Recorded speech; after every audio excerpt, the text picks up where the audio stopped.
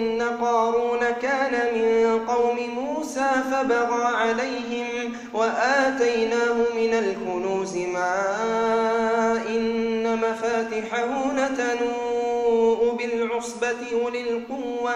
إذ قال له قومه لا تفرح إن الله لا يحب الفرحين وابتغ فيما آتاك الله الدار الآخرة ولا تنس نصيبك من الدنيا وأحسن كما أحسن الله إليك ولا تبغ الفساد في الأرض إن الله لا يحب المفسدين قال إنما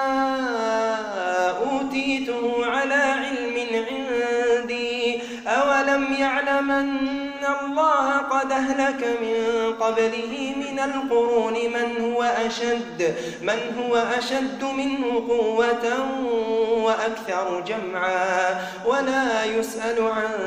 ذنوبهم المجرمون فخرج على قومه في زينته قال الذين يريدون الحياة الدنيا يا ليت لنا مثل ما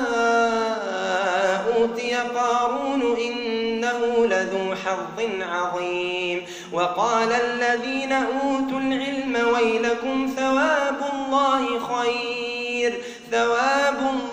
خير لمن آمن وعمل صالحا ولا يلقاها إلا الصابرون فخسفنا به وبداره الأرض فما كان له من فئة ينصرونه من دون الله وما كان من المنتصرين وأصبح الذين تمنوا مكانه بالأمس يقولون ويك أن الله يبسط الرزق لمن يشاء من عباده ويقدر لولا أمن الله علينا لخسف بنا ويك أنه لا يفلح الكافرون تلك الدار الآخرة نجعلها للذين لا يريدون علوا في الأرض ولا فسادا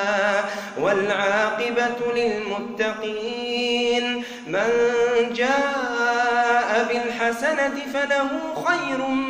منها ومن جاء بالسيئة فلا يجزى الذين عملوا السيئات إلا ما كانوا يعملون